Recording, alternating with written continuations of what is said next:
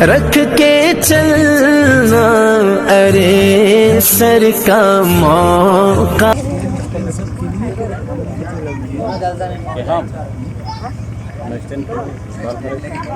رونق اسٹیج معزز علماء اہل سنت، سامعین بز، پردے میں تشریف فرما پردہ نشین خواتین اسلام، نہایت ہی ادب و احترام کے ساتھ السلام علیکم ورحمۃ اللہ وبرکاتہ.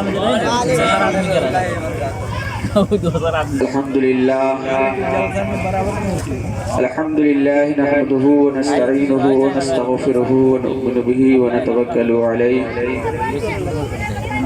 ونعوذ باللہ من شرور انفسنا ومن سیئات اعمالنا من يهده الله فلا مضل له ومن يضلله فلا هادي له ونشهد أن لا إله إلا الله وأشهد أن محمدا عبده ورسوله. فأعوذ بالله من الشيطان الرجيم. بسم الله الرحمن الرحيم. فقد قال الله تبارك وتعالى في القرآن المجيد والفرقان الحميد: لقد كان لكم في رسول الله أسوة حسنة. صدق الله مولانا العظيم وبلغنا رسوله النبي الأمين الكريم ونحن على ذلك لمن الشاهدين والشاكرين والحمد لله رب العالمين. عزیزان گرامی،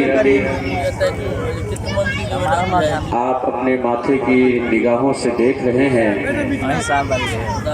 کہ آج ہماری اس بستی میں، ہمارے اس محلے میں، گاؤں میں، اس ملک نیپال کی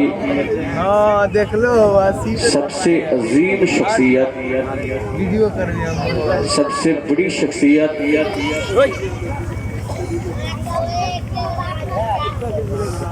پوری آن بان شان کے ساتھ رونق اسٹیج ہیں.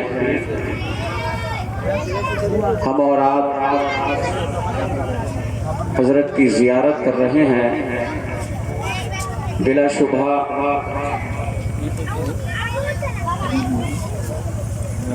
آپ حضرت کے چہرے کی زیارت کریں، انشاءاللہ تبارک و تعالی رب قدیر آپ کو اس کا بہترین اجر اور بدلہ عطا فرمائے گا. کیونکہ آپ نے سنا ہوگا علماء سے کہ ہمارے نبی کا فرمان ہے کہ جس نے عالم باعمل کا چہرہ دیکھا، جس نے باعمل عالم دین کی زیارت کی، آقا فرماتے ہیں گویا کہ اس نے میری زیارت کی. ہے کہ نہیں ہے؟ اس وقت ملک نیپال میں اگر کوئی باعمل عالم دین موجود ہے تو اس ذات کا نام حضور فخر نیپال ہے. آپ حضرت کے چہرے کی زیارت کریں اور ہو سکے تو حضرت سے اکتساب فیض بھی کریں. عزیزان گرامی، تھوڑی دیر کے لیے آپ نے نقیب اہل سنت حضرت حافظ مختار عالم نوری فخری سے سنی لیا. 10 منٹ کا وقت ہے. انشاءاللہ اسی 10 منٹ کے اندر میں اپنی گفتگو کو ختم کروں گا. تو آئیے کچھ سننے اور سنانے سے پہلے ہم تمامی حضرات معمولات اہل سنت کے مطابق اپنی اور ساری کائنات کے مرکزی عقیدت آقائے نعمت دریائے رحمت جناب محمد رسول اللہ صلی اللہ تعالی علیہ وسلم کی مقدس بارگاہ میں جی لگا کر درود پاک کا نذرانہ باواز بلند پیش کریں اور پڑھیں اللہم صلی علی سیدنا شفیعنا مولانا محمد بارک وسلم صلو علیہ صلاۃ و سلام علیک یا رسول اللہ صلی اللہ تعالی علیہ وسلم۔ درود شریف بھی آپ حضرات ہم کو ایسا لگتا ہے کہ کچھ لوگ پڑھ رہے ہیں، کچھ لوگ سوچ رہے ہیں، حالانکہ آپ کو معلوم ہے ہر درد کی دوا ہے صلی علی محمد، ہر درد کی دوا ہے صلی علی محمد، تعویذ ہر بلا ہے صلی علی محمد۔ تو نبی کے ذکر کی یہ محفل ہے اور نبی کا ذکر ہو رہا ہو اور نبی پر نبی کا غلام درود نہ پڑھے، ایسا نہیں ہو سکتا۔ اس لیے آپ سے ایک بار پھر میں مؤدبانہ گزارش کرتا ہوں، جی لگا کر اپنے نبی کی بارگاہ میں درود پاک نذرانہ بآواز بلند پڑھیں۔ اللہم صلی علی سیدنا شفیعنا مولانا محمد بارک وسلم صلو علیہ صلاۃ و سلام علیک یا رسول اللہ صلی اللہ تعالی علیہ وسلم۔ سرکار اعلی حضرت فاضل بریلوی علیہ رحمت الرضوان ارشاد فرماتے ہیں، یا رسول اللہ سرور کہوں کہ مالک و مولا کہوں تجھے، کہیے نا سبحان اللہ۔ سرور کہوں کہ مالک و مولا کہوں تجھے، باغ خلیل کا گل زیبا کہوں تجھے، اور یا رسول اللہ تیرے تو وصف عیب تناہی سے ہے بری، تیرے تو وصف عیب تناہی سے ہے بری، حیران ہوں میرے شاہ میں کیا کیا کہوں تجھے، حیران ہوں میرے شاہ میں کیا کیا کہوں تجھے، لیکن رضا نے ختم سخن اس پہ کر دیا، لیکن رضا نے ختم سخن اس پہ کر دیا، خالق کا بندہ خلق کا آقا کہوں تجھے، مسکرائیں کہیں سبحان اللہ۔ دیکھیے مسکرانا یہ میرے نبی کی سنت ہے، کہیے نا سبحان اللہ، مسکرا کر سبحان اللہ بولا کریں، مسکرانا یہ میرے پیارے نبی کی سنت ہے۔ آپ نے حضرت عثمان غنی کا نام سنا ہوگا، سنا ہے کہ نہیں سنا ہے؟ کس کا نام ہے عثمان غنی؟ میں سنا ہوں چکٹول پہ لوگ بڑے پڑھے لکھے ہیں، بہت معلوم رکھتے ہیں، معلومات رکھتے ہیں۔ عثمان غنی کن کا نام ہے؟ کوئی بولیے تمہاری نام سے؟ عثمان غنی کا نام ہے اللہ، اس لیے کہتے ہیں ادھر سے سنتے ہیں ادھر نکال دیتے ہیں۔ حضرت عثمان غنی یہ میرے پیارے آقا صلی اللہ تعالی علیہ وسلم کے صحابی ہیں اور تیسرے نمبر کے خلیفہ ہیں، کہنا سبحان اللہ، تیسرے نمبر کے خلیفہ ہیں۔ اے عثمان غنی مسکرانے کی تو کوئی اگر کوئی بات ہوتی، ہنسنے ہنسانے کی کوئی بات ہوتی، حقیقت ہے کہ یہاں مسکرانے کی کوئی بات نہیں ہوئی ہے، ہنسنے ہنسانے کی کوئی بات نہیں ہوئی ہے، لیکن مجھے اپنے پیارے نبی کا وہ مقدس زمانہ یاد آ گیا، وہ مقدس گھڑی یاد آ گئی کہ جب میں اپنے نبی کے ساتھ اس جگہ سے اس مقام سے گزر رہا تھا تو مجھے یاد ہے کہ میرے پیارے آقا اسی جگہ پر کھڑے ہو کر مسکرائے تھے، مجھے اپنے نبی کی بات یاد آ گئی، اس لیے میں بھی مسکرا رہا ہوں سبحان اللہ۔ آپ بولے نا مسکرا کے سبحان اللہ۔ اس لیے محفل میں بیٹھے تو ہوش حواس سنبھال کر بیٹھیں، اور اپنے نبی کا جب تذکرہ ہو رہا ہو، نبی کی جب باتیں بیان کی جا رہی ہو تو غور سے سنیں بھی، اور کوشش یہ کریں کہ عمل کریں، کوشش آپ یہ کریں کہ عمل کریں۔ آج مسلمان عملی میدان سے کوسوں دور ہے، سنتے روزانہ ہے اپنے علماء سے، خطبہ سے، شورا سے، روزانہ سنتے ہیں لیکن عمل نہیں کرتے ہیں۔ میں دعا کرتا ہوں اللہ تبارک و تعالی ہمیں اور آپ کو سننے سنانے سے زیادہ عمل کی توفیق رفیق عطا فرمائے۔ تو میرا وقت لگ بھگ ہونے ہی جا رہا ہے۔ ایک اور بات، آج ہمارے سماج کا عالمیہ یہ ہے کہ ہم ایک دوسرے کے پیچھے پڑے رہتے ہیں، آپس میں ہمارے درمیان نہ اتحاد ہے نہ اتفاق ہے، ہم اپنے پڑوسی کے حقوق ادا نہیں کرتے، ایک بھائی دوسرے بھائی کے حقوق کو ادا نہیں کرتا۔ لیکن قربان جاؤ اپنے مقدس کی، اپنے آقا صلی اللہ علیہ وسلم کی مقدس سیرت کا مطالعہ کریں، آقا کے پیارے صحابی کی زندگی کا مطالعہ کریں تو آپ کو پتہ چلے گا کہ ایک وہ بھی اللہ کے بندے تھے، ایک وہ بھی اللہ کے مقدس رسول صلی اللہ تعالی علیہ وسلم کے عاشق اور شیدا تھے، ایک وہ بھی تھے جو آقا کا کلمہ پڑھا کرتے تھے، لیکن ان کے سینے میں کیسا ایمان تھا، ان کے سینے میں کس طریقے سے نبی کی محبت موجود تھی۔ ذرا سا قربان جائے، اپنے مسلمان بھائی کے حقوق کا خیال کتنا کیا کرتے تھے۔ ایک مرتبہ کی بات ہے، ایک جنگ کے موقع سے 10 صحابی رسول زخمی ہو گئے۔ کتنے؟ 10 صحابی رسول زخمی ہو گئے۔ کسی کے سینے میں زخم ہے، کسی کے سر میں زخم ہے، کسی کا پورا جسم زخموں سے چور ہے، اور قریب تھا کہ سب کے جسم سے جان پرواز کر جائے، روح پرواز کر جائے۔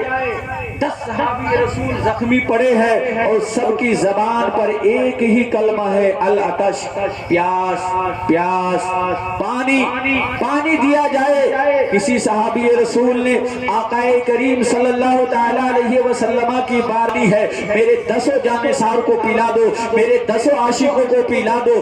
اللہ کے رسول صلی اللہ علیہ وسلم کا وہ صحابی وہ پانی کا پیالہ لیتے ہیں، اور آنے کے بعد سب سے پہلے نمبر پر جو موجود تھے اس صحابی رسول کی بارگاہ میں گئے اور کہا کہ اے میرے بھائی، آپ پانی مانگ رہے ہیں، اللہ کے رسول نے پانی کا پیالہ دیا ہے، آپ نوش فرما لیں، آپ پی لیں۔ اللہ اکبر کبیرہ۔ وہ صحابی رسول اس پانی کے پیالے کو لیتا ہے، اور لینے کے بعد جیسے ہی زبان تک لاتا ہے فوراً اس کے کانوں میں بغل والے اپنے زخمی بھائی کی آواز جاتی ہے۔ بغل والا بھائی ان کا جو زخمی تھا وہ بھی کراہ کر کے یہ آواز دے رہا تھا، پانی پانی۔ جیسے ہی آپ کے کانوں میں آپ کے بغل والے بھائی کی آواز جاتی ہے، آپ نے فوراً پانی کے پیالے کو اپنے لبوں سے ہٹایا اور کہا کہ اے میرے بھائی، میری تو خیر ہے، میں تو اچھا ہوں، میں تو بہتر ہوں، یہ پانی کا پیالہ پہلے میرے دوسرے بھائی کو پلایا جائے، ہو سکتا ہے مجھ سے زیادہ ضرورت مند وہ ہو، مجھ سے زیادہ پیاس اس کو لگی ہو،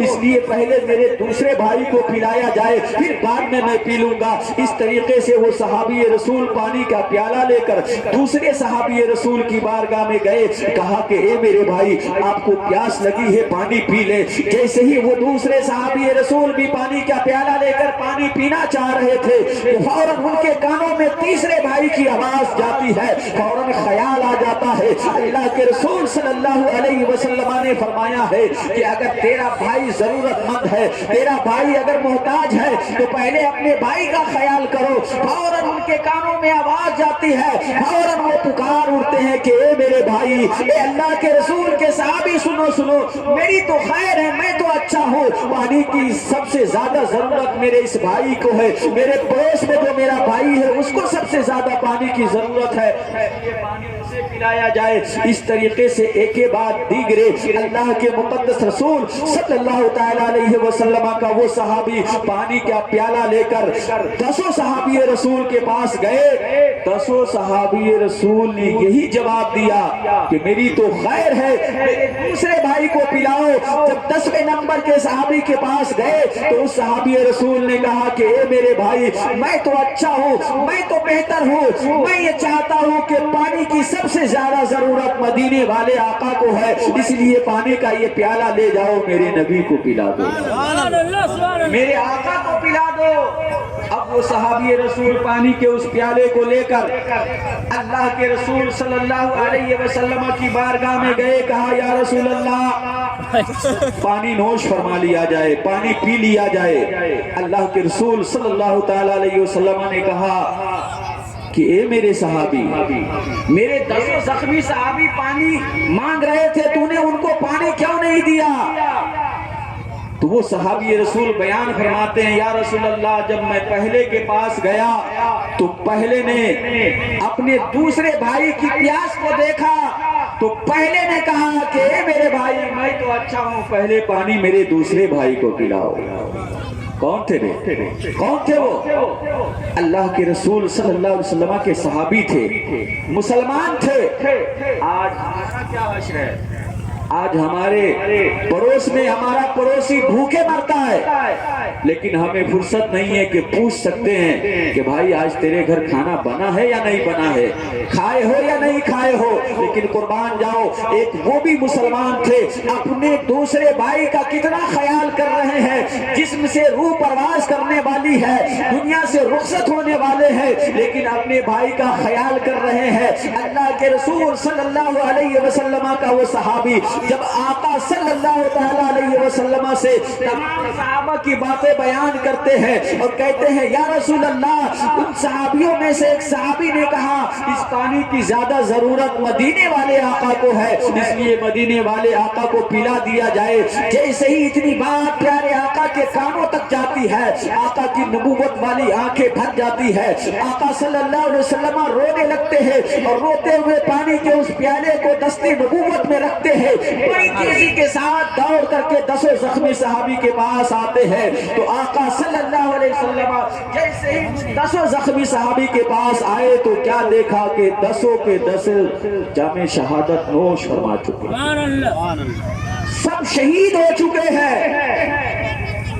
آقا صلی اللہ تعالی علیہ وسلم زار و قطار رونے لگے اور کہا کہ اے میرے صحابہ سنو، یہ میرے ایسے صحابی ہیں کہ جنہوں نے اپنے بھائی کا خیال کیا، اس لیے تم بھی اور اپنے آنے والی اولاد اور نسلوں کو بھی یہ درس دے دینا کہ اپنے بھائی کے حقوق کو غصب نہ کرے، اپنے بھائی کی زمین جائیداد کو حلف نہ کرے، ورنہ کل قیامت کے میدان میں اللہ کی بارگاہ میں ایک ایک ذرے کا حساب دینا پڑے گا۔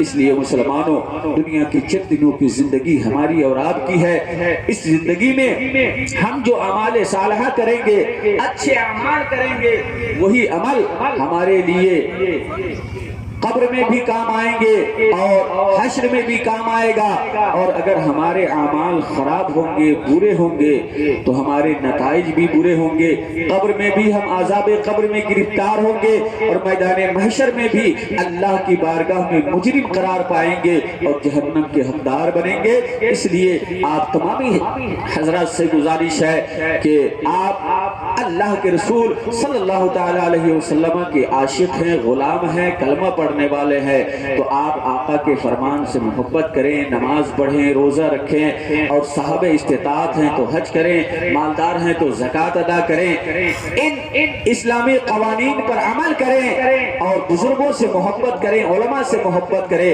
انشاءاللہ تبارک و تعالی جب آپ کی زندگی اس انداز سے گزرے گی تو مجھے یقین ہے، میرا عقیدہ اور ایمان ہے کہ اللہ تبارک و تعالی آپ کی خطاؤں کو ضرور معاف فرمائے گا۔ بس انہی چند کلمات کے ساتھ میں اپنی گفتگو کو ختم کرتا ہوں۔ بولنے میں اگر کسی طرح کی لغزش اور خطا ہو گئی ہے تو میں توبہ کرتا ہوں اور کلمہ پڑھتا ہوں، کلمہ طیبہ لا الہ الا اللہ محمد رسول اللہ صلی اللہ تعالی علیہ وسلم وما علینا الا البلاغ۔ السلام علیکم ورحمۃ اللہ وبرکاتہ۔